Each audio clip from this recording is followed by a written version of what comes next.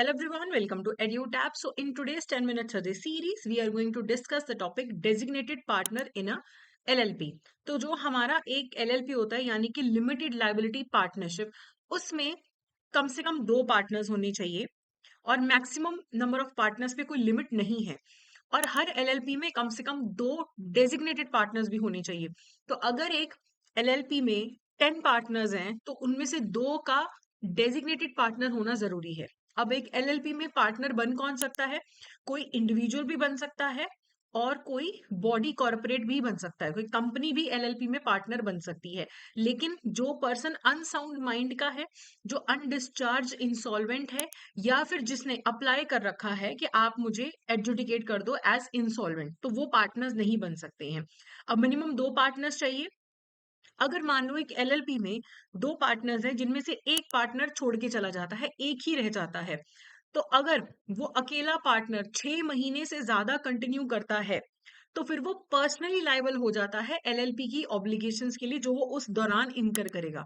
तो अगर 2 पार्टनर्स में से एक चला गया तो विद इन 6 मंथ्स नया पार्टनर लाना कंपलसरी है। अब एलएलपी में डेजिग्नेटेड पार्टनर्स की बात करें तो मिनिमम 2 डेजिग्नेटेड पार्टनर्स होने चाहिए। अब पार्टनर कंपनी भी हो सकती है, पार्टनर इंडिविजुअल भी हो सकता है, लेकिन डेजिग्नेटेड पार्टनर जो है वो सिर्फ एक इंडिविजुअल ही हो सकता है। और 2 डेजिग्नेटेड पार्टनर में से एक डेजिग्नेटेड पार्टनर का इंडियन रेजिडेंट होना जरूरी है, यानी कि वो पिछले जो फाइनेंशियल ईयर में कम से कम 182 डेज इंडिया में रहा हो।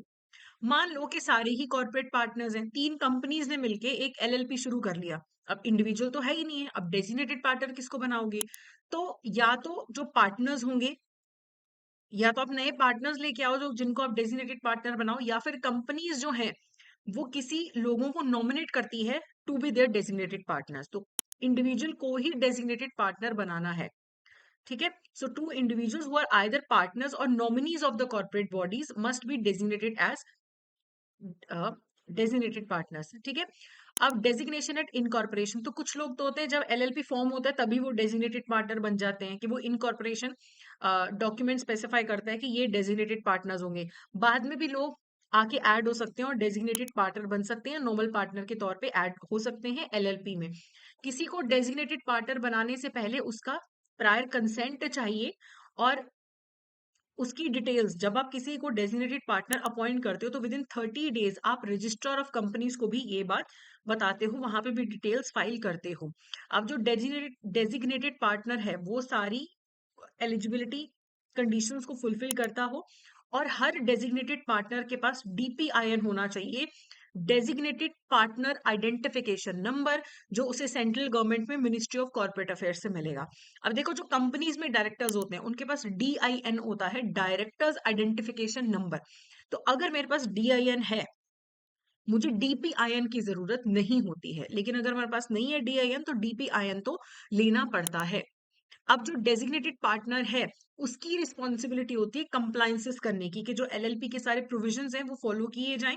रिटर्न्स फाइल करना, डॉक्यूमेंट्स फाइल करना, स्टेटमेंट्स फाइल करना, रिपोर्ट्स फाइल करना, सारा इनका काम होता है। और अगर वो नहीं करते हैं तो दे आर लाइबल, के पेनल्टीज उन पे लगेंगी अंडर दी एक्ट। जब भी कोई डेजिग्नेटेड पार्टनर की वैकेंसी होती है तो विद इन 30 डेज उसे फुलफिल करना जरूरी होता है। ओके। तो जो भी पर्सन इन कॉर्पोरेशन डॉक्यूमेंट को सब्सक्राइब करते हैं वो एलएलपी का पार्टनर बन जाते हैं, और बाद में भी लोग पार्टनर के तौर पे ऐड हो सकते हैं। अब पार्टनरशिप फर्म जो है, एलएलपी के थ्रू जो पार्टनरशिप फर्म बना है वो उसे गवर्न करता है एलएलपी अग्रीमेंट, कि पार्टनर्स की क्या ड्यूटीज लाइबिलिटीज हैं वो एलएलपी अग्रीमेंट के थ्रू होती हैं। अगर किसी फर्म ने एलएलपी अग्रीमेंट बनाया ही नहीं है तो एलएलपी एक्ट का शेड्यूल 1 उन पे अप्लाई होता है, उसके प्रोविजंस अप्लाई होते हैं। अग्रीमेंट जो भी आपका होता है आपको रजिस्ट्रार के पास फाइल करना है। और अग्रीमेंट अगर कोई ऐसा है, आपने एलएलपी की इनकॉर्पोरेशन से पहले ही बना दिया था, तो आपको एलएलपी इस्टेब्लिश होने के बाद उसे रेटिफाई करना पड़ता है। इनकॉर्पोरेशन के बाद आप उसे रेटिफाई करते हैं। ओके। तो अब इसके रिगार्डिंग एमसीक्यूज करने से पहले I would like to inform you कि अगर आप सीआईबी एग्जामिनेशन के लिए प्रिपेयर कर रहे हैं तो आप हमारे मास्टर कोर्स में एनरोल कर सकते हैं, जिसमें आपको रिकॉर्डेड क्लासेस मिलेंगी पूरे सिलेबस की। एग्जाम से जस्ट पहले लाइव क्लास होंगी, रिवीजन के लिए नोट्स हैं, टेस्ट सीरीज हैं, प्रीवियस ईयर क्वेश्चन भी अवेलेबल हैं। तो आप हमारी वेबसाइट पे जाके, जिसका लिंक आपको डिस्क्रिप्शन में मिल जाएगा, आप हमारे कोर्स में एनरोल कर सकते हैं। Next is which of the following individual is disqualified from being a partner in an LLP? Person with sound mind तो पार्टनर बन सकता है, अनडिस्चार्ज इंसॉल्वेंट पार्टनर नहीं हो सकता, रेजिडेंट ऑफ इंडिया पार्टनर बन सकता है, nominee of a corporate body वो भी डेजिग्नेटेड पार्टनर भी बन सकता है, ठीक है, और कॉर्पोरेट बॉडी खुद भी पार्टनर हो सकती है। तो जो पर्सन इंसॉल्वेंट है, अभी तक डिस्चार्ज नहीं किया गया है, वो एलएलपी में पार्टनर नहीं बन सकता है। अगला है if an LLP operates with only one partner for more than 6 months what is the consequence? कि अकेला ही कोई एलएलपी चला रहा है 6 महीने से ज्यादा, तो क्या एलएलपी ऑटोमेटिकली डिसॉल्व हो जाता है? सोल पार्टनर पर्सनली लायबल हो जाता है सारी ऑब्लिगेशंस के लिए? एलएलपी को पेनल्टी पे करनी पड़ती है, कोई कॉन्सिक्वेंस नहीं होता। तो देखो जो सोल पार्टनर है वो पर्सनली लायबल हो जाता है। नॉर्मली जो एलएलपी होता है उसमें जो लाइबिलिटी है वो लिमिटेड होती है, जितना आपका कंट्रीब्यूशन टुवर्ड्स कैपिटल है वही आपको कंट्रीब्यूट करना है और आप लायबल नहीं हो। लेकिन अगर आप अकेले ही एलएलपी चलाते रहते हो फिर आप पर्सनली लायबल हो जाते हो। So B will be the correct answer. तो ये था हमारा आज का session. That's it for today. Thank you so much.